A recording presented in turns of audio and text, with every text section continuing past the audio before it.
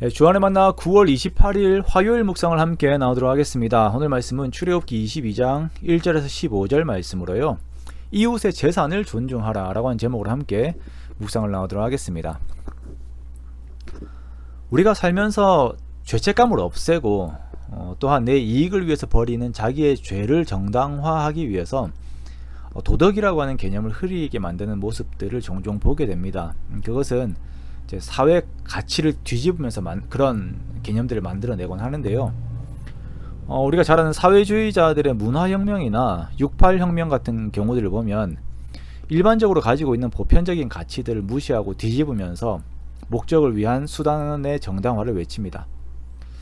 하나님께서 일반 은총 가운데 만들어 놓으셨던 어떤 규례들과 도덕률을 다 뒤집어 버려요. 그러니까 부모를 대하는 거 아니면 선생님들을 대하는 거라든지 그런 가치들 다 무시하죠. 그런데 이러한 모습들은 우리가 사는 사회에서도 아주 빈번하게 일어나는 일입니다. 가령 다른 사람을 속여서 싼 것을 비싸게 파는 것을 능력이라고 하면서 그 일들을 자행하죠. 말로 사람을 속이고 눈속임으로 사람들의 판단력을 빼앗습니다.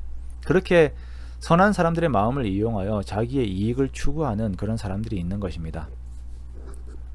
이러한 행위를 우리는 도둑질이라고 합니다. 그런데 이 도둑질이라고 하는 말이 안 좋게 들렸는지 이것을 능력이라고 하는 말로 또한 이것을 성과라고 하는 말로 대체하여서 자신들의 죄를 이렇게 용납하죠. 하나님께서는 타인을 존중하되 그들의 재산 또한 존중할 것을 말씀하십니다. 오늘 출애굽기 22장에서는 절도에 대한 배상, 농작물 피해에 대한 배상, 전당물 즉 이제 맡긴 것의 손실에 대한 배상, 빌린 짐승의 상해에 대한 배상의 내용들을 말씀을 하세요. 이웃의 노력 그리고 이웃의 땀, 이웃의 수고 그리고 그들의 가족까지 모두 존중하는 것이 도둑질을 하지 않는 삶입니다. 저희 아버지가 시골에 계시다 보니까 시골에서 나는 사고들을 종종 듣습니다. 수확철이 되면 이 나쁜 사람들이 차를 가지고 와가지고는 농작물들을 훔쳐가는 거예요. 아시다시피 그 농작물들은 그냥 식물이 아닙니다. 그 여름에 그 무더위에서 그 흘린 농부들의 땀과 수고와 애정이에요. 그런데 그것들을 돈 몇 푼 벌겠다고 훔쳐가 버리니까 이런 말을 들으면 얼마나 화가 나는지 모르겠습니다. 그런데 우리가 보면 내가 100원의 이익을 얻기 위해 다른 사람이 1000원을 손해보든 10,000원을 손해보든 그런 것에 신경을 쓰지 않고 내 눈앞에 이익만을 추구하는 사람들이 있죠. 똑같이 도둑질입니다. 우리가 돈을 얼마를 벌기 위해서는 우리가 그만큼의 시간, 내 자존심 그런 거 다 투자하는 건데 그것에 대한 존중을 하지 않는 거예요. 하나님께서는 이렇게 타인에게 재산상의 손해를 끼친 경우에 2배, 그리고 4배, 5배의 배상을 하라고 말씀을 하세요. 항목마다 다르죠. 소에 대해서, 양에 대해서 다 다릅니다. 자, 이렇게 배상을 하라고 하는 것은 그렇게 다른 사람을 존중하라는 것입니다. 만약에 고의가 아니라고 하더라도 내 짐승이 다른 곡식을 먹거나 이제 또 불을 내서 내가 남의 것을 태우거나 다른 사람의 것을 내가 맡았는데 그것에 손실을 입었더라도 반드시 그것을 배상해야 합니다.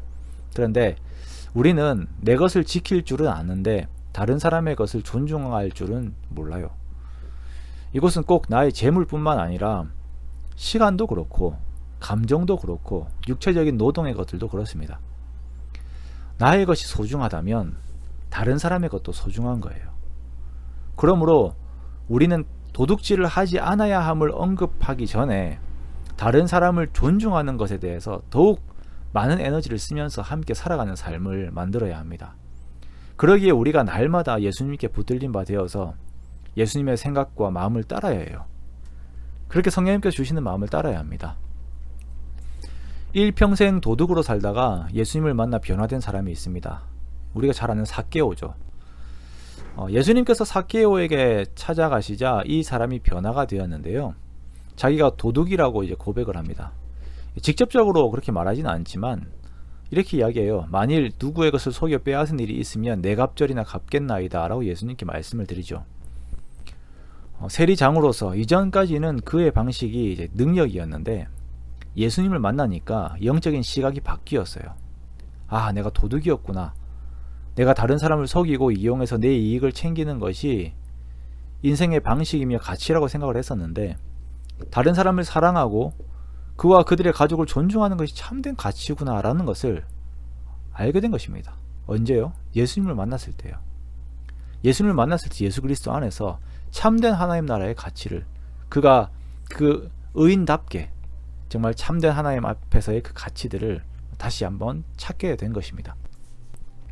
그러므로 우리가 오늘 이 묵상의 시간을 시작으로 하여서 먼저는 더욱 주님과 함께 있으면서 주님의 마음을 따르기 원합니다. 그러면서 그 주님의 마음 안에서 다른 사람의 재산을 존중하십시오. 그들의 수고와 그들의 노력과 그들의 가족에 대한 그들의 사랑을 존중하십시오. 그렇게 사랑을 만들어 가세요. 마귀의 속성을 따라서 나만 생각하면서 도둑질로 타인의 가치를 빼앗으며 해를 끼치는 그런 이 세상의 흐름과 문화들 속에서 예수님의 속성을 따라 정말 사랑으로 오히려 다른 사람에게 항상 유익을 끼치는 저와 여러분이 되시기 원합니다.